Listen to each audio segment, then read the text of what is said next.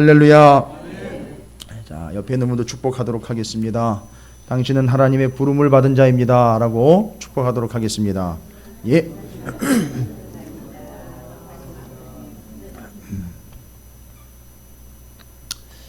요즘에 새벽에 히브리서를 계속 묵상하잖아요. 예. 모르시는 분들은 사이트 들어오시면 아실 수 있을 거예요. 그리고 새벽마다 오시는 분들은 또 아시겠지만 그 히브리서에 분명히 이야기하고 있는 바가 뭐냐 하면 우리 홈페이지에도 참 은혜스러운 묵상거리 하나가 영상으로 올라갔던데 히브리서가 이야기하고 있는 건 단 하나예요. 옛날로 돌아가지 말고 예수 아닌 진리 아닌 예수 아닌 복음 아닌 다른 것에 관심 갖지 말라는 거예요. 예수 외에는 답이 없다는 거예요. 아무리 현란하고 아무리 좋고 아무리 인정에 끌리고 아무리 편안하고 아무리 보기에 좋아도 예수가 아닌 것, 복음이 아닌 것, 옛날이 아름다운 추억일지라도 거기로 돌아가서는 안 된다는 거예요. 그냥 하는 얘기로 옛날 얘기 자꾸 하지 말라는 얘기가 아니라 진짜 옛날 얘기 하지 마세요. 진짜로. 예전에 예수를 온전히 믿고 말씀의 은혜를 받기 이전에 그 이전 얘기는 아무리 좋은 얘기라도 하지 마세요. 무슨 얘기인지 아시겠어요? 아무리 은혜스러운 얘기라고 누가 떠벌리더라도요, 복음과 상관없는 이야기라면 하지 마세요. 그게 여러분이 살아남는 방법이에요. 예수가 아닌 거라면 절대 눈길도 주지 마십시오. 복음이 아니라고 여겨진다라면 눈길도 주지 마세요. 대꾸도 하지 마시라고.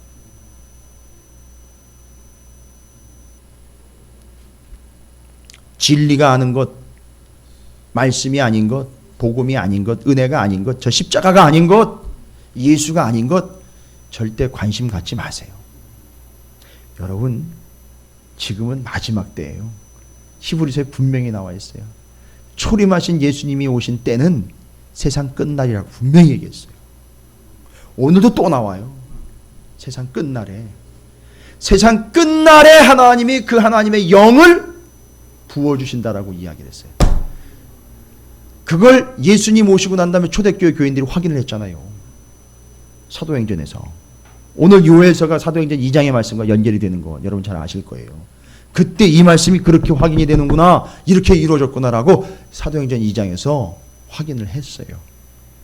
이제 오늘도 그 말씀을 나누겠지만 여러분, 예수 외에 복음과 진리 외에 다른 것은 아무리 아름다운 추억일지라도 돌아가지 마시고 언급조차 하지 마시고 관심도 갖지 마세요. 그게 여러분이 사는 법이에요. 이 마지막 때 끝날을 살아가는 방법이에요. 제가 이제 요즘에 이렇게 카톡이나 문자를 통해서 이렇게 성경을 질문을 많이 받아요. 우리 교회 교우분들도 질문하지만 아닌 분들도 가끔씩 이렇게 툭툭 던지면서 저한테 질문을 해요. 그럼 또 이제 어디 있든지 간에 또 열어놓고 또, 근데 이게 이제 몰랐던 것이 아니라 말씀을 듣고 나니까 궁금증이 생기는 거잖아요. 여러분, 제가 분명히 말씀드리는데 그분들을 위로하려고 그러는 게 아니라 뭘 아니까 물어보는 거예요. 뭘 아니까 관심이 있으니까 물어보는 거예요. 저는 명확하게 할 수 있어요. 그 이전에 질문하지 않았던 그 이전과 비교를 하면 이분이 지금 질문하고 있는 상황은 뭔가 지금 알아냈다는 거예요. 그거에 관련돼서 궁금한 거예요. 그걸 모른다라고 겸손하게 표현하여 질문을 했지만 뭘 알고 난 다음에 자신의 부족함을 궁금증으로 물어보는 거지, 그 이전에 질문도 못할 상황 같으면은 아예 질문도 못했어요. 그러니까 지금 뭘 알기 때문에 물어보는 거예요. 그러니까 생각을 해보세요. 여러분이 그 이전으로 돌아간다 그러는 게 바로 아무것도 모르는 때로 돌아가 버리는 거예요. 근데 여러분, 아무것도 모를 때에는요 절대 목사한테 질문 안 해요. 정말이에요. 아니, 창피해서가 아니라 자기가 뭘 모르는지 몰라요. 다 모르는 거 투성이에요. 그냥 인생도 모르겠고 내가 어디서 와서 어디로 가는지도 모르겠고 다 모르는 거 투성이에요. 그래서 어디 가서 물어본지 아세요? 빙고. 정말 모르니까 절간에 가서 물어보는 거고요. 진짜 모르니까 점쟁이한테 가서 물어보는 거예요. 죄송합니다. 그런 걸 개뿔도 모른다는 거예요. 모르면 모른다고 인정을 하고 나와서 물어봐야 될 거 아니에요. 알아야 될 거 아니에요. 진짜 모르니까 점쟁이한테 가서 물어보는 거예요. 나중에 어떻게 되는지 아세요? 진짜 모르니까 당해요. 구태라 그러고 당해요. 이제 돈 내놓으라 그러고 당한다고요. 그게 그 인생이에요. 영생은 유일하신 하나님과 우리 주 예수 그리스도를 아는 것이라고 그랬어요. 모르니까 그런 짓을 하는 거예요. 불쌍해요. 제가 오늘도 참 가슴 아픈 얘기를 들었어요. 이걸 설교거리로 이야기거리로 삼는 게 아니라 이게 우리 현실이에요. 소위 말하면 교회를 몇십 년 다녔고 수많은 세월을 집사로서 교회에서 직분을 받아가지고 신앙생활 한다는 사람들이 점을 치러 다니고 있고 점을 보러 다니고 있어요. 이유는 뭔지 아시겠죠? 정말 모르기 때문에 그런 거예요. 그 인생이 어떻게 되는지 모르는 거예요. 지금 헷갈리는 거예요. 지금 자기를 모르는 거예요. 여러분 이렇게 내버려두면 어떻게 되겠습니까? 이거 누군가 책임을 물어야 될 상황이 올 거고 정작 본인은 어떻게 되는 겁니까? 히브리서의 말씀대로라면 옛날로 돌아갔다든 이건 죄송한 얘기지만 뭘 아는 단계로까지 올라간 것도 아니었었어요. 전혀 믿음 생활을 하지 않았다라는 증거예요. 다시 돌아가는 거죠. 결국 그건 뭐예요? 그 다시 돌아간 사람을 위해서 제사 드릴 희생 제사는 단 한 건도 있을 수 없다. 뭔 얘기예요? 절대 용서받거나 구원받을 수 없다. 이게 히브리서 내용이에요. 여러분 무서운 겁니다. 정말 무서운 거예요. 아 옛날이요. 아 그때가 좋았지. 돌아가 보세요. 정말 돌아버립니다. 끝나는 거예요. 방법이 없어요. 여러분 이제 시간 함께 하시면서 하나님의 말씀들을 하나씩 알아가는 재미도 쏠쏠하지만 은혜는 충만하고 구원의 감격은 벅차게 될 줄로 믿습니다. 이게 하나님의 뜻이에요. 맨날 교회 안에 모여가지고 좋은 얘기나 듣고 우스갯소리나 듣고 마음 편안한 얘기나 듣고 긍정의 힘, 그래서 좋은 게 좋은 거니까 잘 될 겁니다. 긍정적인 마인드를 가지십시오. 잘 될 겁니다. 아니요. 긍정적인 마인드를 가지려면 재앙이 앞에 와요. 그래서 절대 긍정적인 마음을 가질 수가 없어요.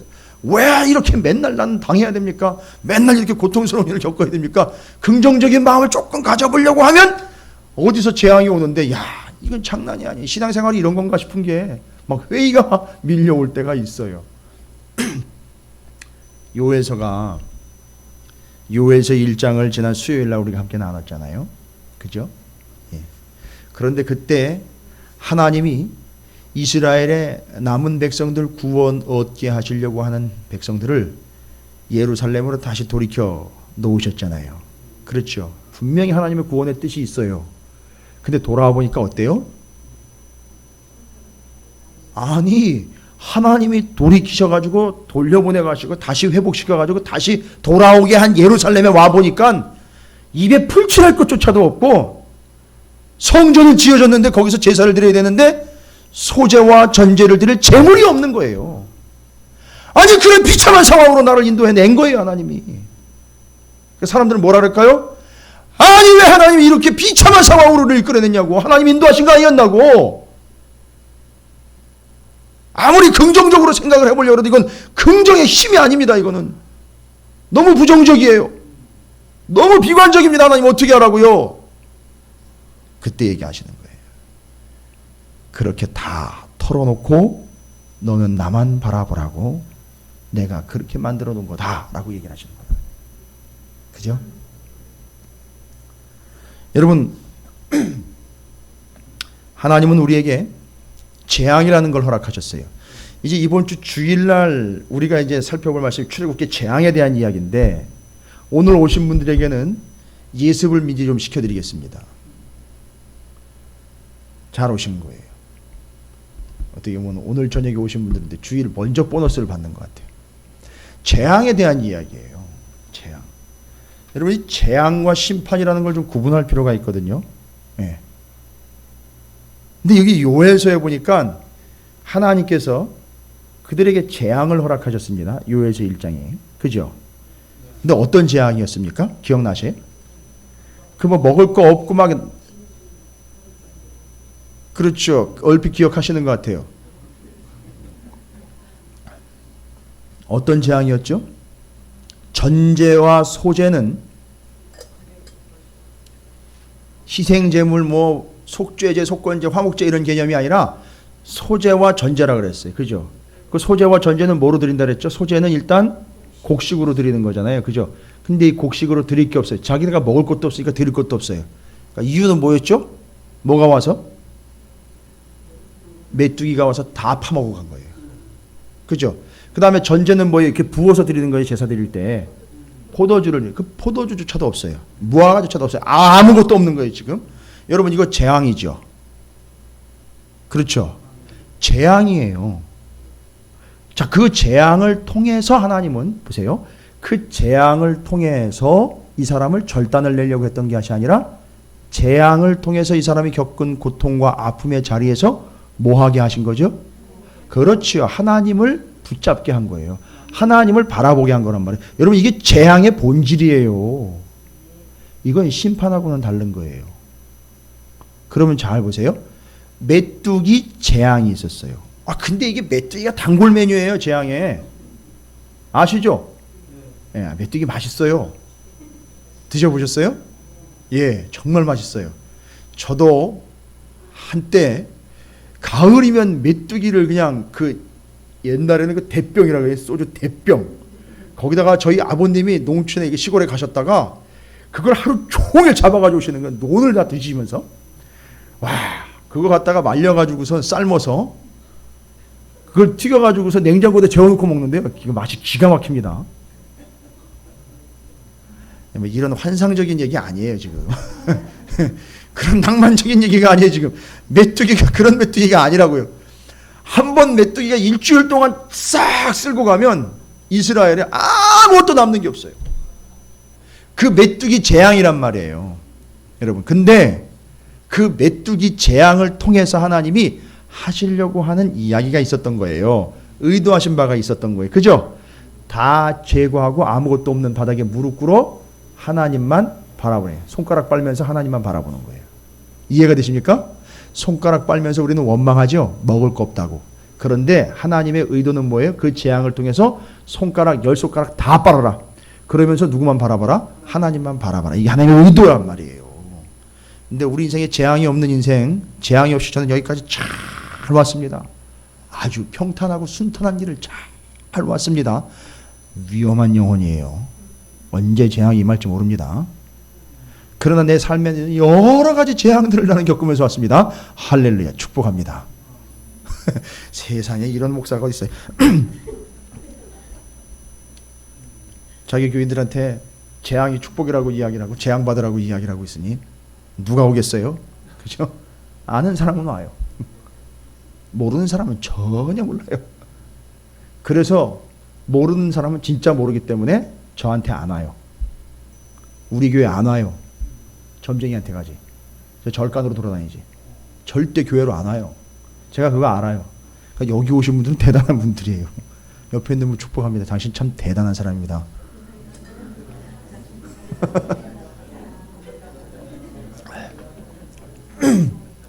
여기 계신 분들은 재앙 한 7, 8단 정도 되시는 분들이에요. 지금.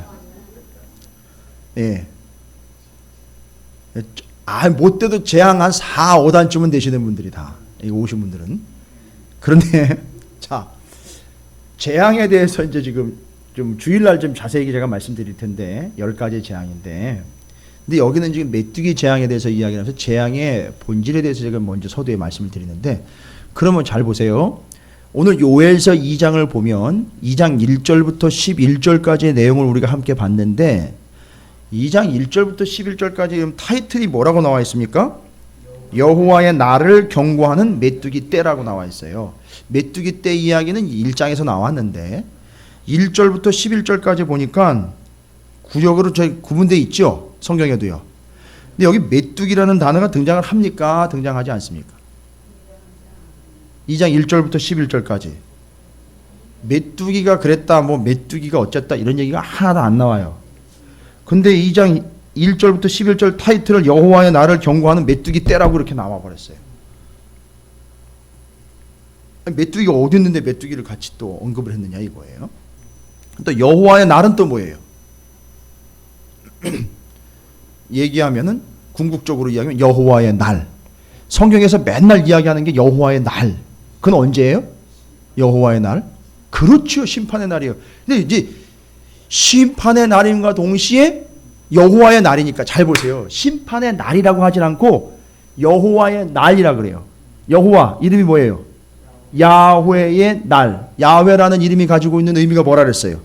그렇지요. 구원. 그러니까 지금 이거는 심판의 날이 구원의 날인 거예요. 그러니까 심판과 구원은 같이 오게 돼 있어요. 할렐루야. 그런데 여러분은 심판의 대상이 아니라 뭐의 대상? 구원의 대상이에요. 왜요? 야훼 하나님에 의해서 건짐을 받은 하나님은 야훼, 나는 그렇죠. 감사합니다. 주거니 받거니 너무너무 힘이 납니다. 제가 뭐 이런 설교를 어디 가서 할 수 있겠어요. 가가지고 나는 야훼 너는 이러면 몰라요 이렇게 대답할 텐데 답답해가지고 설교가 되겠습니까? 대단한 수준들입니다. 정말 어마어마한 수준이에요. 그러니까 지금 여호와의 날, 야훼의 날이라는 말은 멸망당하는 사람에게 관심이 있는 게 아니에요. 그날에도 멸망받지 않고 구원받는 우리에게 관심이 있는 거예요. 하나님은 지금 그래서 이 요엘서 2장 1절부터 11절까지의 내용을 보면 여호와의 날에 있을 내용이에요. 그러니까 지금 1절부터 11절까지는 내용상 보면 여호와의 날에 있을 뭐에 대한 얘기일까요? 그렇죠. 심판에 대한 얘기예요. 빙고. 할렐루야. 어떻게 이렇게 아셨어요? 대단들 하십니다. 제가 막 힘이 납니다. 심판의 내용이에요. 근데 여기 메뚜기 떼가 그 심판의 날을 뭐 하는 거라 했어요? 경고한다 그랬죠. 그러니까 메뚜기 재앙은 심판이 아니에요. 메뚜기 재앙을 통해서 뭘 알려주려고 그런 거예요? 심판의 날에 비참함을 알려주려고 하는 거예요. 아시겠어요? 그러니까 재앙의 목적은 뭐였어요? 심판의 날에 비참함과 처절함을 메뚜기 재앙을 통해서 알려준 거예요. 이해가 되십니까? 그러면 그때 그 메뚜기 재앙을 당한 믿음을 가진 사람들은 어떻게 반응할까요? 메뚜기 재앙을 봤어요. 이 사람은 믿음을 가진 사람이에요. 그걸 보면서 여기 지금 타이틀이 있잖아요. 여호와의 날을 경고하는 메뚜기 떼. 재앙은 지금 뭐를 경고하는 거예요? 심판의 때를 경고하는 거죠. 그러니까 믿음을 가지고 재앙을 당하는 사람들은 무슨 생각을 할까요?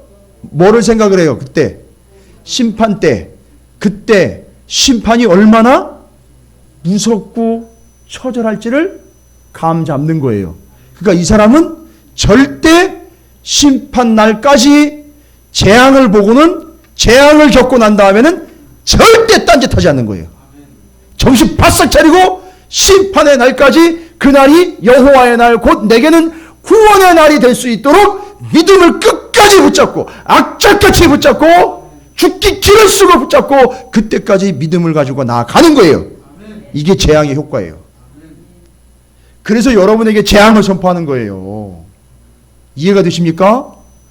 여러분이 당신이 그냥 고난을 당하시라는 의미가 아니라 그 재앙을 겪는 믿음을 가진 사람들은 야, 이렇게 무섭고 두렵고 떨리는 거로구나. 내가 정신 바싹 차려야 되는구나.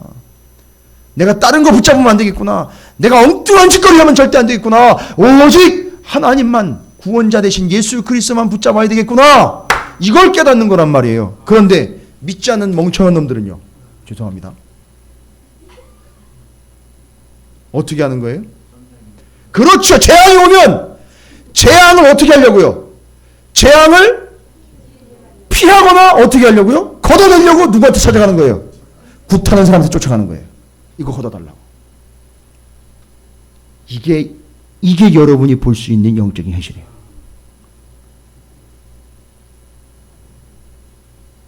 그러니까 모르니까 저한테 안 오는 거예요.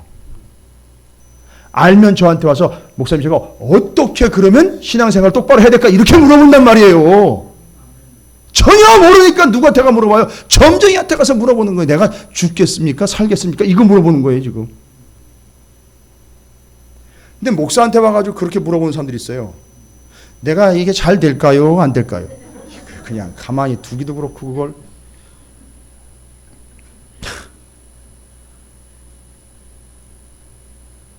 여러분, 그게 재앙의 의미예요.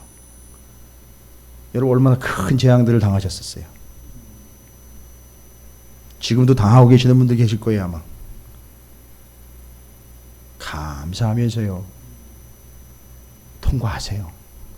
그러면서 깨닫으시는 거예요. 야, 이게 이런 거로구나. 여러분 쓰나미 얼마나 비참하고 무섭습니까? 그죠? 저는 그걸 그렇게 표현해서 하나님이 창세기와 창조의 역사를 보면 하나님이 그 육지와 물의 경계를 쥐고 계신다 그랬었어요. 쓰나미는 뭐예요? 하나님이 그걸 놔버린 거예요. 얼마나 무섭습니까? 그런 걸 보면서 거기 죽은 사람들은 안 믿고 똑바로 신앙생활 안 한 사람이기 때문에 그때 심판받았다. 이따위 헛소리에 넘어가지 마시고요. 거기서도 그 재앙을 겪은 믿음을 가진 사람들이 있었어요. 우리는 그걸 보면서 깨닫는 거예요. 마지막 때가 되면 어느 누구도 하나님의 능력을 컨트롤할 수 없겠구나. 그냥 당하는 거로구나. 정신 똑바로 차리고 신앙생활 똑바로 해야 되겠구나. 믿음 하나 제대로 붙잡고 무너지지 않도록 끝까지 가야 되겠구나. 이런 걸 깨닫는 거예요. 그 재앙을 통해서요, 우리가. 그러면 그 10가지 재앙의 의미가 이제 하나로 해결이 됐어요. 한 가지는. 그죠? 뭐 다 여기서 얘기를 드리면 주일날 안 오실 것 같아서 여기까지만 하겠습니다. 그러니까 잘 보세요. 요엘서 2장 1절부터 11절까지는 재앙이에요. 심판 때에 있을 일이에요. 그런데 그걸 이미 이전에 무엇으로서 먼저 경험을 한 거죠? 메뚜기 재앙으로 경험을 한 거예요. 그러니까 이거 장난이 아니로구나 깨달은 거예요. 심각하겠구나 깨달은 거예요. 여러분 만약에 메뚜기로 심판을 한다면요. 하나님 마지막 때 메뚜기로 심판한다면 제가 이건 일주일 내내 이 본문 가지고요 계속 실험했어요. 재앙 계속 재앙 그거 10가지 재앙이 메뚜기 재앙 그거 가지고 계속 일주일 동안 실험하고 연구를 했어요. 근데요 이루어질 리 없는 해결책을 하나 받았어요. 답을 하나 받았는데 여러분 메뚜기로 심판이 이루어지면은요 심판을 막을 수 있어요. 메뚜기 다 잡아먹으면 돼요. 그죠? 아니 메뚜기로 하나님이 심판하실 작정이라면 전 세계에 있는 메뚜기라는 메뚜기는 다 잡아가둬가지고 처리를 하든지 뭐 어떻게 하면 하나님 메뚜기를 못 쓰실 거 아니에요. 순간. 예, 이런 생각까지 다 했어요. 근데 하나님은 메뚜기로 심판을 하는 게 아니에요. 재앙으로 심판을 하는 게 아니라 재앙의 내용처럼 심판이 이루어지는데 재앙을 우리에게 먼저 허락하신 것은 좀 전에 말씀드린 거죠. 믿는 자들이 그 마지막 때 심판이 얼마나 처절하고 얼마나 비참하며 얼마나 심각할 것인지를 재앙을 통해서 깨달아 알아라 이야기하는 거예요. 자, 그래서 메뚜기 재앙을 허락하신 거예요. 그리고 그 메뚜기가 싹 갉아먹고 간 다음에 아무것도 남지 않은 그 바닥에 무릎을 꿇고 하나님이 어떻게 하려고 돌아오게 하셨다고요? 하나님만 바라보게 하려고 돌아오게 하신 거예요. 할렐루야. 그러니까 이제 현실적으로 정리할게요. 현실적으로 백성들에게 닥친 재앙은 두 가지 의미가 있어요. 현실 이 상황에서 아무것도 남아있지 않는 상황에서 처절한 상황에서 누구만 바라봐라? 하나님만 바라봐라. 첫 번째. 두 번째는 이 재앙의 처절함과 비참함과 이 심각성을 보고 언제 심판의 때 여호와의 날에 그 심판이 어떨지를 미리 깨달아 알아먹어라. 두 번째 이게요. 이게 재앙의 의미예요. 자, 그러니까 이 재앙은 믿는 자들에게는 유익함이에요. 오히려 그 재앙으로 인하여 내가 딴 곳으로 허튼 생각이나 허튼 짓을 하지 않도록 하는 하나님의 일종의 바리케이트와 같은 역할을 합니다. 그런데 오늘 요엘서 2장 1절부터 11절은 심판의 날이에요. 자, 보시면 재앙을 겪었지만 심판은 반드시 있다는 거예요. 그렇죠? 그 심판은 반드시 임하게 된다는 거예요. 이건 하나님이 작정하신 거예요. 때가 옵니다. 그런데 그 재앙을 제대로 겪어낸 사람들은 그 심판의 때를 이미 예상을 하고 있기 때문에, 잘 보세요. 세상이 어떻게 돌아가든, 세상이 엉망진창이 되든, 세상이 저 지옥의 구덩이와 같은 형상으로 돌아가든 상관이 없어요. 그 마지막 때가 되면 재앙을 제대로 겪어낸 사람들은 그걸 이미 눈치를 채고 있기 때문에, 알고 있기 때문에 어떻게 한다고요? 그 심판의 때에 재앙을 겪었던 그들은 하나님 앞에 어떻게 하게 돼 있다고요? 그러니까요, 요엘서 1장 얘기를 다시 한번 정리를 하시는 거예요. 이미 우리에게 재앙이 나에게 임했던 그걸 경험한 사람들은 심판이 얼마나 심각할 거라는 걸 알았기 때문에, 그는 그 삶에 있어서 재앙이 임했을 때 어떻게 했어요? 다 넘어지고 다 없고 다 부서진 상황에서 다른 거 뭐 한 거 없으니까, 할 거 없으니까 어떻게 했다 그랬어요? 무릎 꿇어 하나님만 바라봤다는 거죠. 그런데 지금 마지막 때 심판이 올 때에, 심판이 임하게 되면 바로 그 재앙을 제대로 겪어낸 사람들은 심판의 상황에서 심판이 오기 직전 어떻게 한다는 거죠? 하나님 앞에 재앙을 겪을 때처럼 무릎 꿇어 자신이 잘못한 게 있으면 회개하고 하나님만 바라본다는 거예요. 왜냐하면 그분이 심판자요 믿는 자들에겐 구원자가 되시기 때문에, 야훼가 되시기 때문에. 따라서 하나님은 지금 가능성을 열어놓으신 거예요. 심판은 반드시 온다. 그러나 아직 때는 오지 않았지만 너는 뭘 겪었으니까? 재앙을 겪어봤지. 그러니까 심판의 때가 이르기 전에 심판이 임할 것 같으면, 아니 아예 심판이 임하기 전에 너는 뭐하라? 그때 재앙을 겪을 때 무릎 꿇어 하나님만 바라봤던 것처럼 12절이에요. 어떻게 하라? 여호와의 말씀에 너는 이제라도, 여러분 이제라도라는 말은요 기회를 주시는 거예요. 지금 이제라도 어떻게 하라? 금식하고 울며 애통하고 마음을 다하여 내게로 돌아오라 하셨나니. 요거 12절의 내용이 어디 내용이에요? 요엘서 1장 내용이잖아요. 재앙을 겪었을 때 그렇게 해봤잖아요. 어렵지 않은 거예요. 이 사람은 다 아는 거예요. 눈치를 다 채는 거예요. 아, 이제 하나님의 심판이 임한다면 내가 할 건 아무것도 없는 거예요. 생각해 보세요. 심판을 하러 오신다는데 할 게 뭐가 있어요 지금? 생각해 보세요. 따져보시고요. 하나님이 심판주로 임하신다는데 그때 뭐 부랴부랴 주님 오신다니까 반찬 마련하고 밥상 차리고 이런 거 생각하시겠어요? 아니요. 그럴 틈이 없다고요. 이제 심판하러 오시는 거예요. 뭘 여주를 두고 오시는 게 아니라 다 결판 내려오신단 말이에요. 그때 할 건 딱 하나밖에 없죠. 그분이 심판주로 오시기 전에 우리는 뭐 해야 돼요? 12절이에요. 여호와의 말씀에 너희는 이제로 금식하고 울며 애통하고 마음을 다해 내게로 돌아오라. 내게로 돌아오라는 얘기가 뭐예요? 지난 시간에 말씀드렸죠. 메타노이에 뭐요? 회개, 돌아오라. 돌아서서 턴해서 방향을 바꿔서 누구에게로 가라는 거죠? 하나님에게로 가라는 거예요. 그걸 경험하게 하려고 하나님이 세상을 살아가면서 뭘 겪게 했다고요? 재앙이라는 걸 겪게 한 거예요. 할렐루야. 우리 집 재산이 얼마고, 내가 타고 다니는 차가 몇 cc고, 내가 부동산을 몇 채를 보유했고, 이런 거 자랑하지 마시고요. 앞으로는 이렇게 자랑하세요. 내 재앙이 한 5단, 6단 정도 됩니다. 뭔 소린가 그럴 거예요. 사람들이 막 미쳤나죠 그럴 거예요. 막 찾으시는 교회 가더니 완전히 돌아버렸네 이럴 거예요.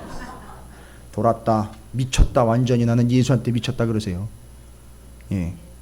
너는 너의 아파트, 빌딩, 건물, 부동산, 통장, 자동차 누리는 거 쓰는 거 가지고 너는 네 단수를 매기지만 나는 내가 받은 재앙, 내가 겪은 재앙을 통해 내 단수를 매긴다. 그것이 나는 마지막 때를 준비하는 나의 믿음이다. 종말론적 신앙이에요. 그게 다른 거 없어요. 마지막 때 분명히 구별될 줄로 믿습니다. 누구에게는 심판의 날인데 누구에게는요? 구원의 날이 오는 거예요. 그래서 여호와의 날이라는 이 말은 아무한테나 해당되는 게 아니에요. 바로 여러분에게 해당되는 얘기예요. 저와 여러분에게. 여호와 야훼의 날, 구원자의 날. 구원자의 날이니까 구원받을 사람들이 있겠죠. 그게 바로 우리라는 사실 잊지 마시기 바라겠습니다. 그거 잊지 말라고 우리에게 현실에서 뭘 주신다? 재앙을 주신다. 주일날 설교할 게 없을 것 같은데. 재앙의 의미예요. 근데 이 요엘서 2장 1절부터 11절은 재앙이 아니라 심판의 내용이에요. 그런데 이걸 메뚜기 재앙을 통해서 여호와의 날을 뭐 하는 거랬죠? 경고하는 거예요. 미리 알려준 거죠? 미리 경험한 거예요. 알아서 이젠 마지막 때가 얼마나 심각할지를 재앙을 통해서 알아먹은 거예요. 메뚜기 재앙을 통해서. 메뚜기로 심판하시는 게 아니에요. 자, 이렇게 1절부터 11절까지 재앙을 통한 심판의 심각함을 깨달은 자들이 하나님이 이제 기회를 주시는 거죠.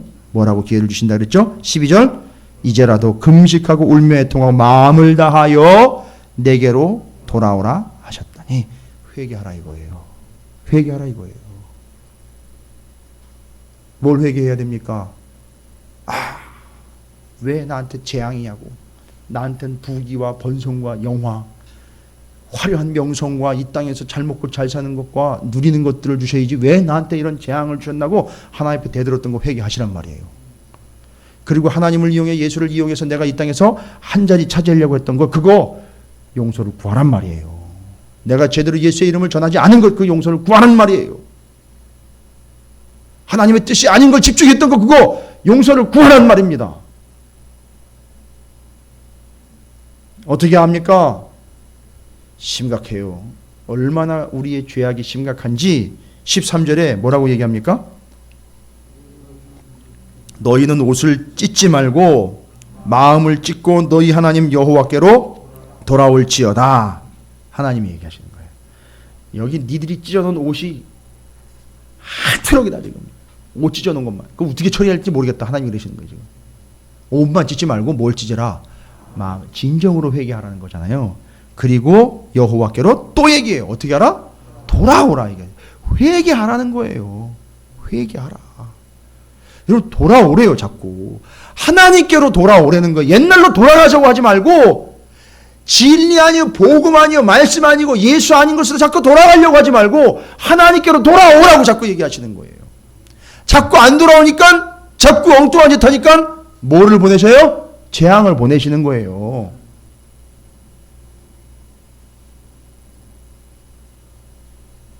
이렇게만 이야기하면 하나님 참 무시무시하고 어려운 분으로 받아들일 수 있을 것 같으니까 하나님이 얘기하십니다. 그는 은혜로우시며 자비로우시며 노하기를 더디하시며 이내가 크사 뜻을 돌이켜 재앙을 내리지 아니하시나니. 여기서 이제 재앙은 심판과 맞먹는 재앙, 그걸 이야기하는 거예요. 그러나 마지막 때 오기까지 여러분은 재앙을 거부하시면 안 돼요.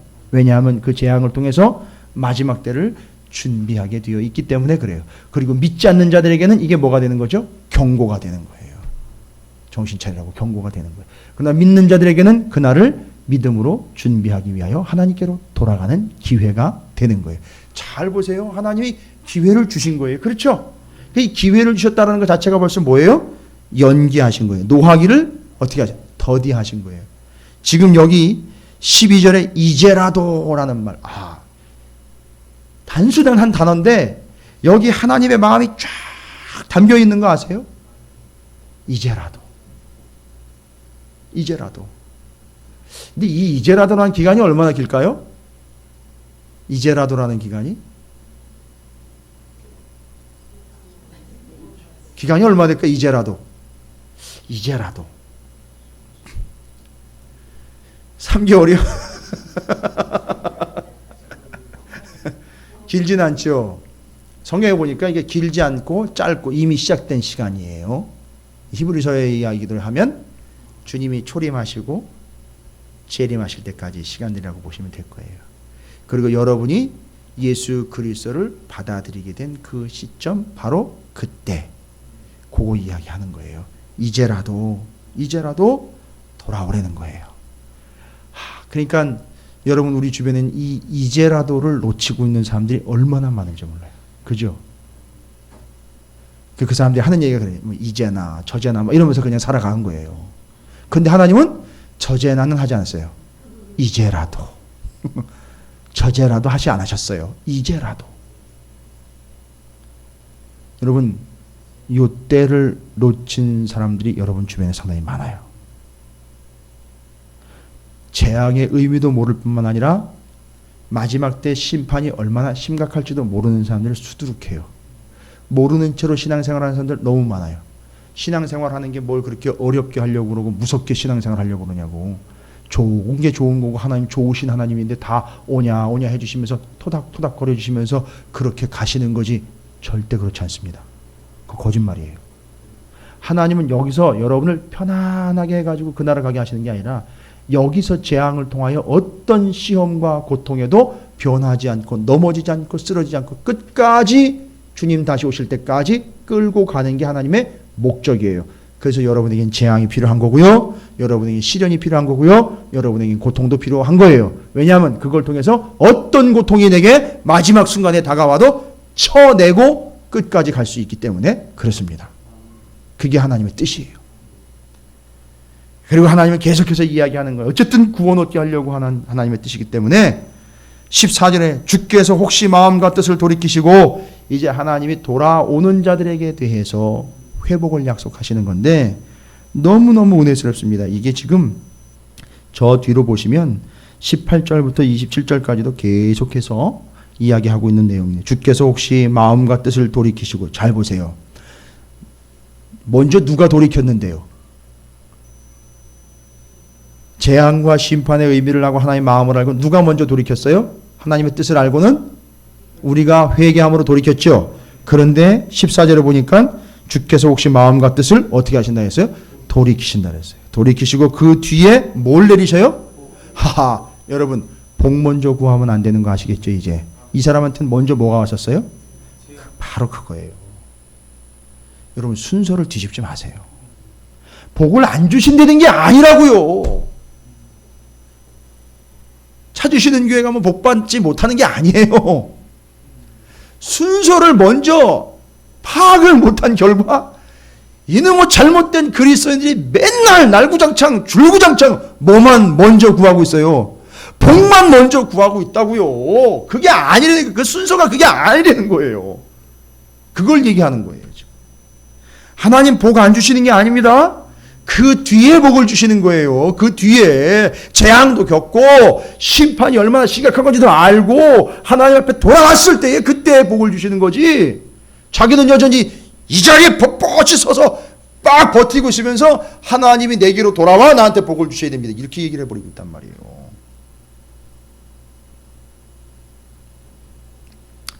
복을 내리는데 그러면 또 이게 또 복이 또 잘못 오해를 하면 또 내가 잘 먹고 잘 사는 건 또 착각할 수 있는데 이 사람이요 복을 줬더니만 어떻게 되는지 아세요?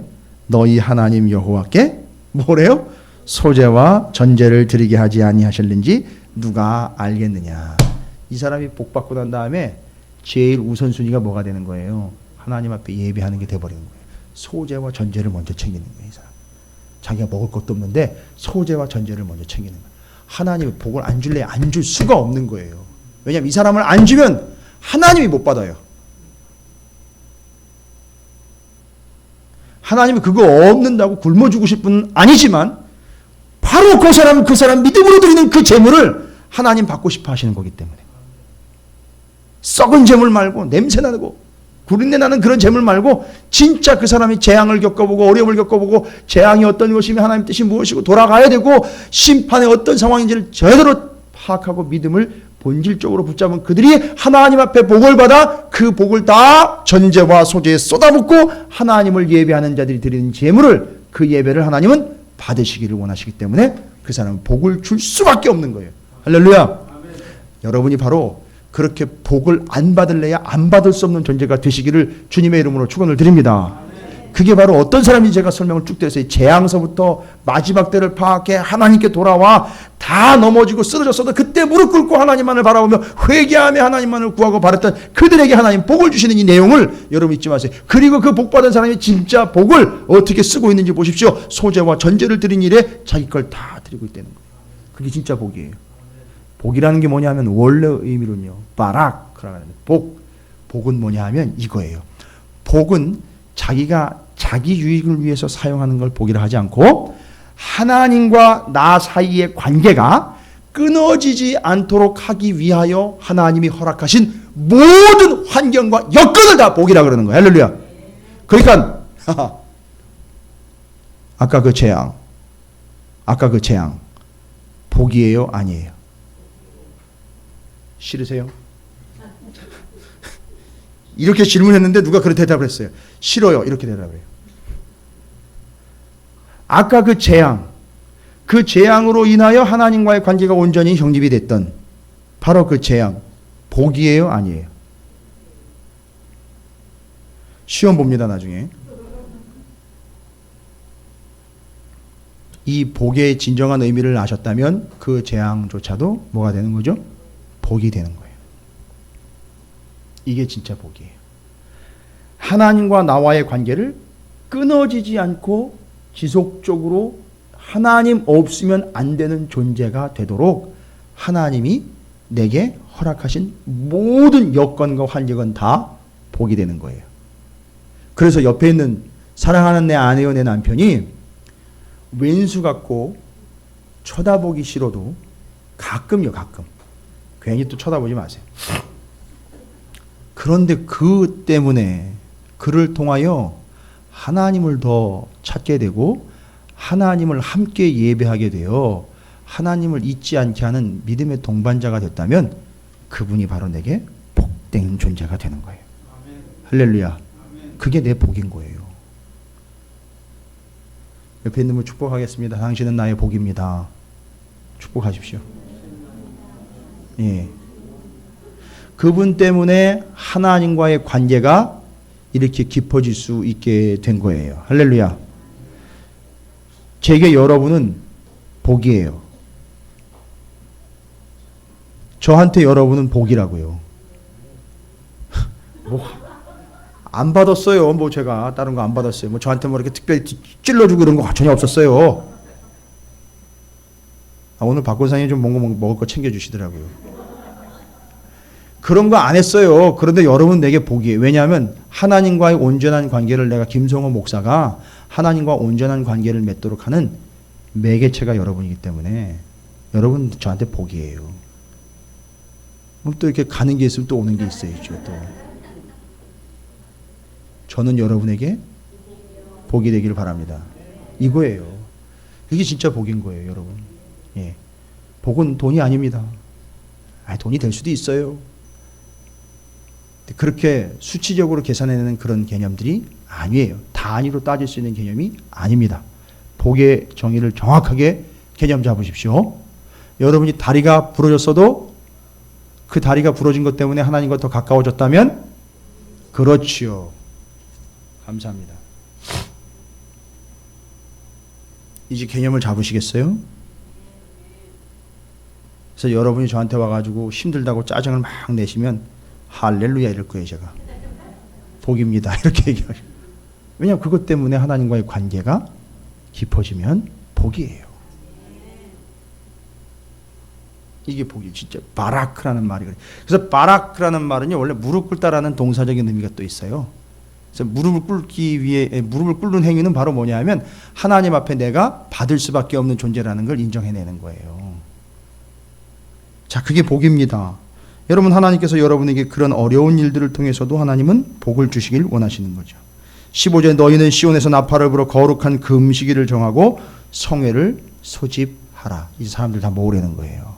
너만 구원받지 말고 온 나라가 다 구원받는 하나님 나라가 되기를 바란다 라고 말씀하시면서 백성을 모아 그 모임을 거룩하게 하고 장로들 지도자들을 모으며 어린이와 젖 먹는 자를 모으며 신랑을 그 방에서 나오게 하며 신부도 그 방에서 나오게 하고 여호와를 섬기는 제사장들은 낭실과 제단 사이에서 울며 이르기를 여호와여 주의 백성을 불쌍히 여기소서 주의 기업을 욕되게 하여 나라들로 그들을 관할하지 못하게 하옵소서 어찌하여 이방인들로 그들의 하나님이 어디 있느냐 말하게 하겠나이까 할지어다.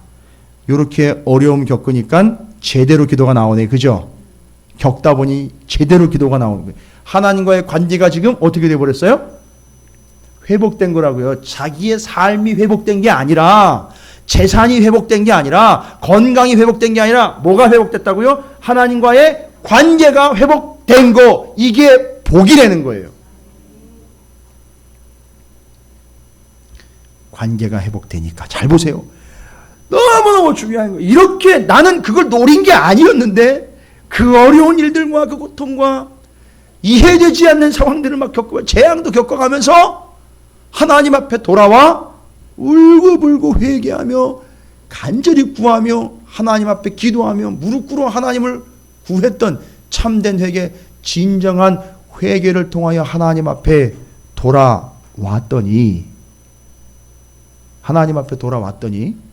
자, 어떻게 되는지 보십시오. 하나님과의 관계가 회복된 다음 얘기입니다.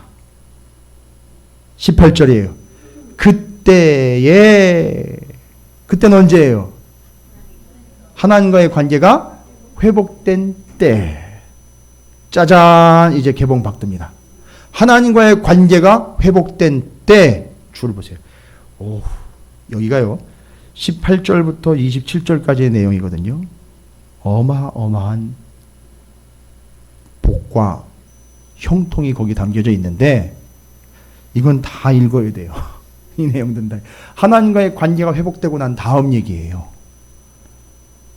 그때에 여호와께서 자기의 땅을 극진히 어떻게 했어요? 사랑하죠. 옛날에 어떻게 했어요? 다 갈아엎으셨잖아요. 그죠? 사랑하시어 그 백성을 어떻게 해요? 불쌍히 여기실 것이라. 할렐루야. 제일 처음에 관계 회복되고 난 다음에 하나님이 제일 먼저 하나님께 반응이 오는데 제일 큰 은혜는 뭐냐? 하나님이 우리를 불쌍히 여기신다는 거예요. 할렐루야. 여러분 괜히 함부로 다른 사람 불쌍히 여기지 마세요. 하나님이 그를 불쌍히 여기면 인생 끝나게 돼 있어요. 다 풀리는 거예요. 다 해결되는 거예요. 사람이 불쌍히 여김이 아니라 하나님이 그 영혼을 불쌍히 여기기 시작한다는 거예요. 뭐 때문에요? 하나님과의 관계가 회복되었기 때문에 하나님이 그 영혼을 불쌍히 여기죠. 이 대표적인 예를 누군지 아시면요. 야곱이요. 하나님과의 관계가 야복나루 해서 완전히 정립이 되어버렸잖아요. 지팡이 짚고 다니는 비참한 인생이 아니라 하나님의 은혜와 복을 마음껏 누리는 인생이 됐다는 거 아니에요. 그죠? 야곱 얘기예요. 여러분이 바로 그때 그렇게 되는 거예요. 하나님과의 관계가 회복됐을 때 19절 여호와께서 그들에게 잘 보십시오. 또 난리도 아닙니다. 12절부터 17절까지 막 하나님 앞에 막 기도했잖아요. 그죠? 통회하며 기도했죠. 그런데 하나님이 그들에게 뭐예요? 응답하여 이르시기를. 응답이 왔어요. 불쌍히 여깁니다. 하나님 이제 응답하십니다. 내가 너희에게 보십시오. 곡식과 새 포도주와 기름을 주리니. 이거 주면 이 사람은 어떻게 해요? 자기 배만 잔뜩 배불리고 자기 창고에 쌓았다가 추울 때 꺼내 먹고 배고플 때 꺼내 먹고 유용할 때 빼가지고 팔아먹고 돈 만드는 데 쓰는 게 아니라 이 사람 지금 곡식과 새 포도주와 기름을 줬더니만 이 사람이 뭐 하는 거예요? 이거 가지고? 이게 다 뭐 할 때 쓰는 거예요?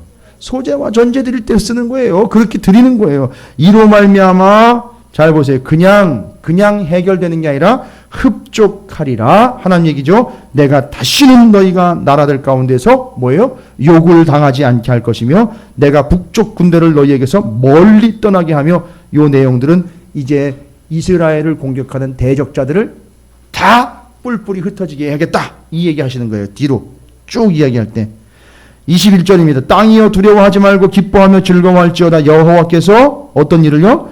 큰 일을 행하셨음이로다. 심지어는요, 그 땅에 살아가고 있는 들짐승들아 두려워하지 말지어다. 들의 풀이 싹이 나며 나무가 열매를 맺으며 무화과 나무와 포도나무가 다 힘을 내는도다. 할렐루야. 여러분, 우리는 요거 따먹으면 되잖아요. 요 포도하고 무화과 따먹으면 되잖아요. 소재하고 전제는 먼저 좀 하나님 앞에 드리면 안 될까요? 그거는 좀 제대로 좀 하나님 앞에 성별해서 드리면 안 돼요? 그죠? 그게 먼저인 거예요. 회복이 됐으면, 관계 회복은 첫 번째 증거가 뭐냐면 관계를 우선시 한다는 거예요. 하나님을 우선시 한다는 거예요. 어쨌든 간에. 그러니까 예배를 절대 양보 안 하는 거예요. 기도를 절대 양보 안 하는 거예요. 말씀을 절대 양보 안 하는 거란 말이에요. 그게 관계가 회복된 사람들 특징이에요. 무슨 일이 있어도 예배는 절대 양보 안 해요. 무슨 일이 있어도 복음은 절대 양보 안 한단 말이에요. 그러니까 여러분이 그것 때문에 찾으시는 교회 일원이 되신 거 아니에요. 그러니까 여러분은 지금 일단 교회 개척이라는 이 기회를 통해서 하나님과의 관계가 회복이 된 거예요. 여러분, 이걸 잘 이어가시고 유지하셔야 된단 말이에요. 또 가끔씩 근데 또 재앙이 온다고 또 저한테 찾아오셔가지고 내가 이렇게 개척교 시작할 때 말이에요. 애쓰고 힘쓰고 같이 했는데 막 나한테 이러실 수 있느냐고. 그랬기 때문에 그러던 거예요, 하나님이. 너무 서운하게 여기지 마세요.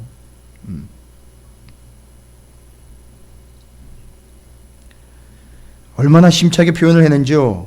무화과 나무와 포도나무가 다 힘을 낸대요. 아니, 무화과 나무하고 포도나무가 자기네가 뭐 사람이 지네가 힘을 낸대요. 아유, 이게 하나님과의 관계 회복에 놀라운 역사들이에요. 무화과 나무도 알아요. 포도나무도 압니다. 죄송합니다. 집에서 기르는 개도 알아요. 분위기를요. 그런 거예요. 23절, 시온의 자녀들아, 이제 하나님 백성들 부르는 거죠. 너희는 너희 하나님 여호와로 말미암아 기뻐하며 즐거워할지어다. 논밭에 소출이 많고 적음으로 인하여 기쁘고 슬퍼하는 게 아니라, 너가 먹고 쓰는 것 때문에 기뻐하고 슬퍼하는 것이 아니라 뭐로 인하여? 하나님 여호와로 말미암아 기뻐하며 즐거워할지어다. 왜요? 그가 너희를 위하여 비를 내리시되 이른 비를 너희에게 적당하게 주시리니 이른 비와 늦은 비와 예전과 같을 것이라. 할렐루야. 하나님이요, 비를 조절을 하신대요. 아까 그 전제, 소재를 위해서 곡식, 포도, 무화과, 무슨 열매들 다 뭐에 의지해야 돼요? 비에 의지해야 되죠. 하나님이 그 비를 내려주시는데, 이른 비와 늦은 비, 이른 비는 우기 초기에 내리는 비에 10월달, 11월부터 3월까지가 우기거든요. 이스라엘 땅이. 그러니까 그때 초기에 10월달에 내리는 거예요. 그때 내려야 바싹 말라있는 땅이요, 내려줘야 갈아엎어서 파종을 할 수가 있어요. 이른 비 안 내리면 절대 농사 못하는 땅이 그 땅이에요. 왜냐하면 비를 그냥 머금어 버려요. 그냥 쫙 빨아 당깁니다. 그 땅이 그런 땅이 아주 척박한 땅이에요. 그래서 물을 가두는 저장고를 이스라엘은 예전부터 만들었었어요. 그 다음에 늦은 비가 옵니다. 늦은 비는 언제 오느냐? 한 4월 달쯤에 와요. 이제 5월부터 10월까지가 건기가 되는데 4월 달쯤에 내리는 비는 열매를 잘 맺게 하는 비가 돼요. 마지막 때. 이거 안 오면 어떻게 돼요? 기끈 잘 자라다가 수확을 거둬들일 수 없게 돼요. 이걸 다 누가 하겠다는 얘기예요? 하나님이 해주겠다는 얘기를 하시는 거예요. 지금 하나님이 신나셨어요. 그 관계가 회복됨으로 인하여 하나님이 지금 덩실덩실 춤을 추시면서 다 얘기를 하시는데, 적당히 주시는데 이른 비와 늦은 비가 예전과 같이 내릴 거예요. 그리고 그 결과를 24절 보세요. 마당에는 밀이 가득하고 그 항아리, 독에는 새 포도주와 기름이 넘치리로다. 내가 전에 너희에게 보낸 큰 군대 곧 메뚜기와 느치와 항충과 팥종이가 먹은 횟수대로 너희에게 갚아주겠다. 그거 계산해가지고 다 갚아주겠다. 그때 고생한 거 내가 다 갚아줄게. 걱정하지 마시라. 재앙을 겪은 횟수대로 하나님이 갚아주신다는 거예요. 걱정하지 마시라고요. 그냥 은혜로 받아들이시면 돼요. 뒷일은 걱정하지 마시고요.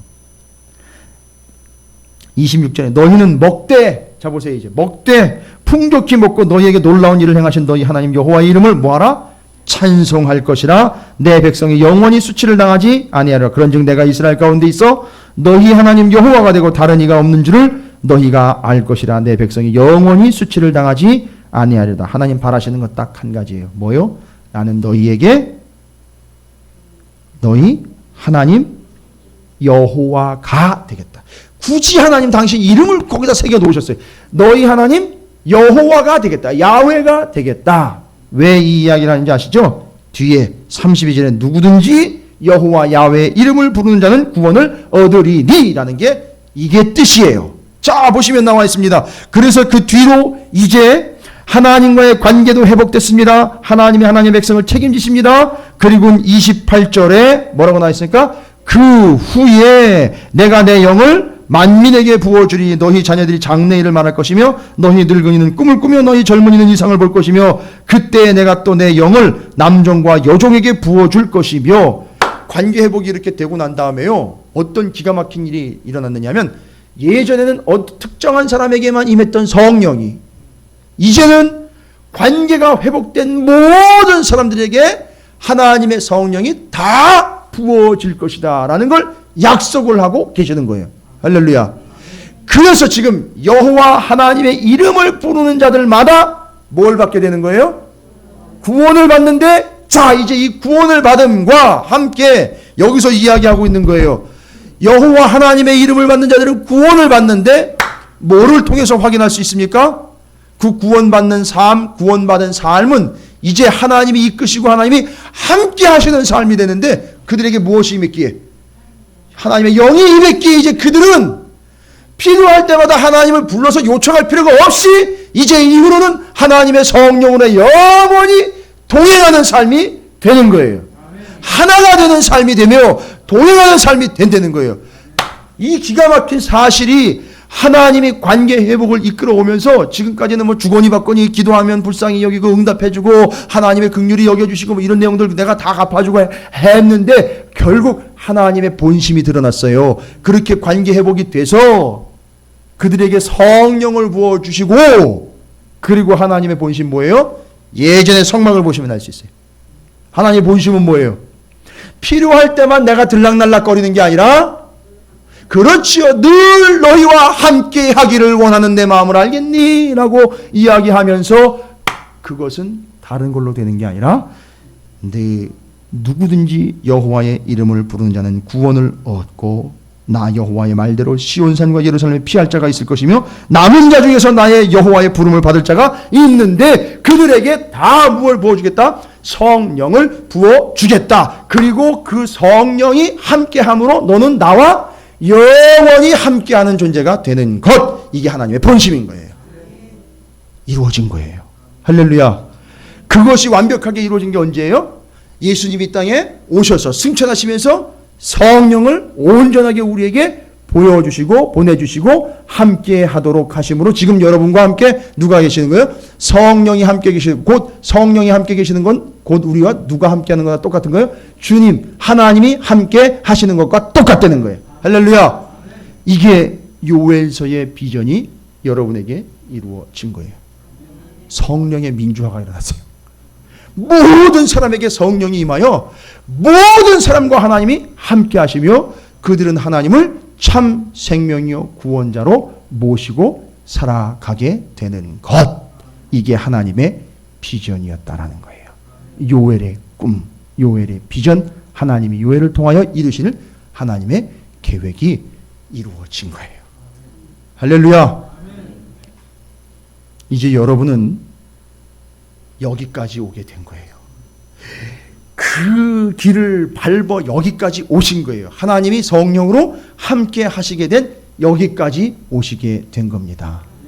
이제 여러분은 다른 것으로가 아니라 하나님께로만, 하나님만을 위하여, 이제 주일날 재앙의 의미에 대해서 이야기하면서 다시 한번 이 사실들과 이 진리들을 정리를 할 텐데, 여러분 잊지 마십시오. 이 재앙으로부터 시작된 하나님과의 관계 회복과 하나님이 여러분과 함께하는 이 역사가 요엘서를 통하여, 사도행전을 통하여, 오늘 찾으시는 교회를 통하여 여러분에게 이루어진 사실입니다. 이 요엘서 2장은요 여러분이 한 번 읽고 그냥 넘어갈 일이 아니에요. 오늘 저녁에 집으로 들어가시면 펼쳐 놓으시고 소리를 내서 1절부터 32절까지 다시 읽으십시오. 재앙을 통한 심판의 심각성, 그 심각성 속에서 이제라도라는 기회를 주셔서 회개하고 돌아오기를 바라여 다 제거하시고 그 위에 무릎 꿇고 하나님만을 바라보게 하신 하나님의 섭리. 그 결과 하나님만을 바라보게 된 이 사람이 하나님과의 관계가 회복되었을 때에 하나님이 지금 그들에게 어떤 일들과 어떤 응답을 주고 계시는지를 다시 한번 확인하시면서 궁극적으로 하나님은 그 일을 통해서 뭘 하기 원하신다? 성령을 부어 그들과 함께 하시길 원하신다는 사실. 이게 이루어졌다는 것. 예수 그리스도를 통해서 오늘 우리에게 이루어졌다는 사실을, 여러분 이 사실이 확인되면 여러분이 이 밤에도 펄쩍펄쩍 뛰면서 잠을 청하기가 쉽지 않으실걸요. 이 어마어마한 일이 내게 이루어졌다는 걸 확인하는 순간 여러분은 감격의 도가니에 빠지는 거예요. 별로 반응이 없다. 네. 재앙 3년에 처하게 됩니다.